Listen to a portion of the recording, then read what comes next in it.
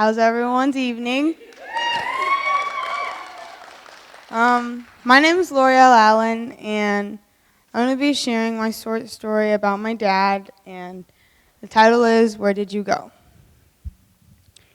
From the time I was born, I didn't have a dad in my life. He would come in my life as he pleased, and then just leave. After a couple of times, he would do it again and again. It was October, if I can remember correctly.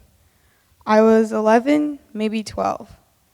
I went through so many security guards, waiting at that silver table in front of 5 lined-up vending machines from my dad. It was nerve-wracking. He showed up after about 15 minutes of waiting, but I was covering my eyes with the white jacket I had worn that day. After being told to uncover my face, I slowly uncovered it, and there he was, standing right in front of me. After him giving me a hug and telling me that he missed me, I broke down into tears. He sat down across from me in the seat that read, Inmate. He told me to stop crying, so I quickly tried to make it look like I never shed a tear. I couldn't help but continue to look at his face. That was not my father, I began to think. He talked like him, and he walked like them, but his facial features weren't the same. I guess people really do change. His face, it just didn't look the same. His hair was wild, and he looked mentally crazy, and he had also gotten a new tattoo. He told me about his time in jail and told me things that he couldn't tell me over the phone, like things about his case or things that are going to happen, but I know that they won't happen. Loneliness, sadness, and sorrow are pretty normal in my life in spite of having a loving mom and 7 annoying but lovable siblings. Life often feels like it's getting tougher by the minute. I have never known the real him.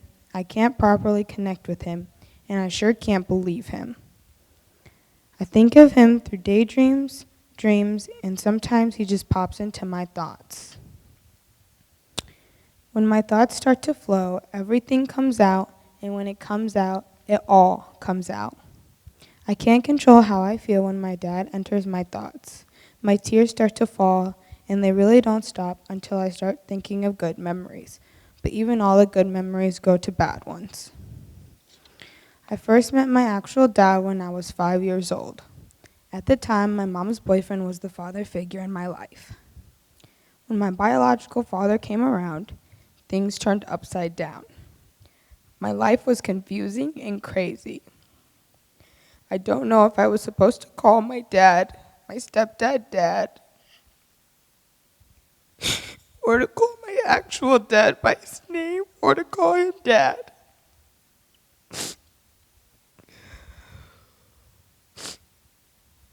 Meeting my dad wasn't one of the best visits in the world. Sitting on the stairs inside the front door of my house, waiting for him to show up. I remember feeling scared. He showed up, but he wasn't what I imagined. He took me and my older brother shopping when I first met him, and I was glad to have my older 9-year-old brother there. Even though in my heart I knew that was my father, in my mind he was a stranger. After a couple of visits, I became more and more comfortable around this man I was supposed to call Dad. The word just never came out. Dad. I don't know when the right time came to use it, and of course I did call him Dad, but it just didn't feel right.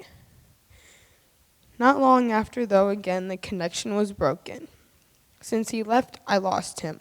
I lost my connection, and I lost my supposed-to-be father. He came back again a few years later. That was after breaking my heart. And then, after a short time, he was gone again.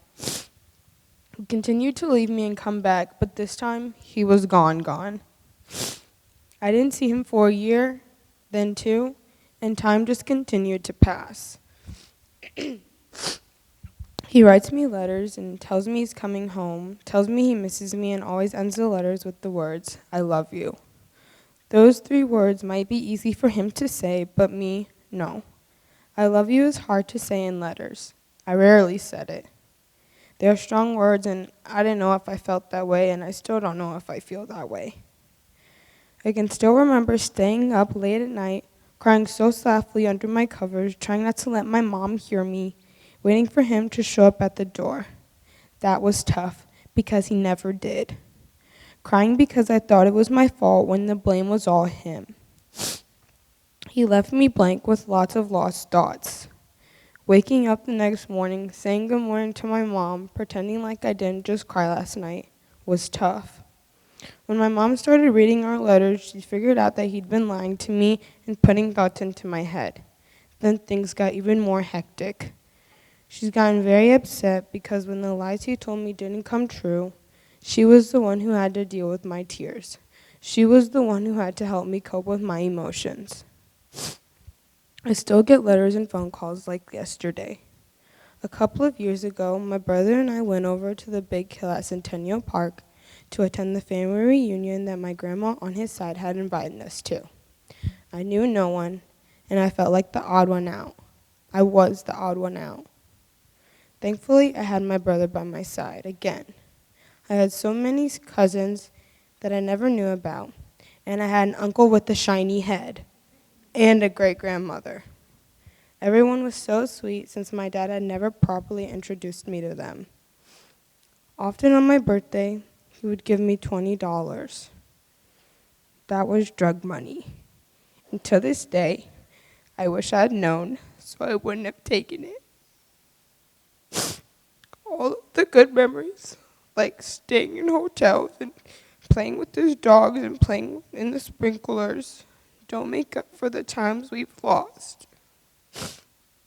I have to remind myself of that every time I miss him. The first visit at the age of 11 flew by fast, and it was soon time for us to go. I wasn't ready to go. I didn't want to leave him again. Even though we had taken pictures before we left, I was still upset. Even though he wasn't there for me, I didn't want to leave him. When I was around him, I felt loved. I felt like my world was complete with two loving parents on my side. But when I left, I was broken between two worlds. Being sad because my dad was gone, but looking towards my future with my loving mom and siblings. After the visit, I went straight to my abuela's house, which is my mom's mom, and I told my mom about the trip. It wasn't like the letters or the phone calls. I talked to her about some of the things we discussed, but not all. I once again believed everything he told me. My mom told me that it was all lies. I burst out crying of embarrassment. I knew that I could believe my mom. She was there for me. She had my back, and she most definitely was a mixed role of a father and a mother. In my life, there is no mom and dad. There's just mom, dad.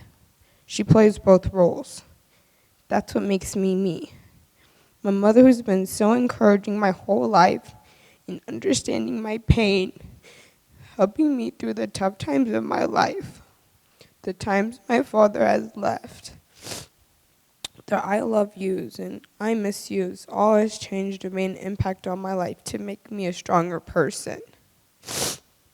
I still stay in contact with my father and I still think about him, but my thoughts don't change the way he makes me feel at the end of the day. I am still very upset with my dad, but I have now began to really understand that he's not always going to be there for me.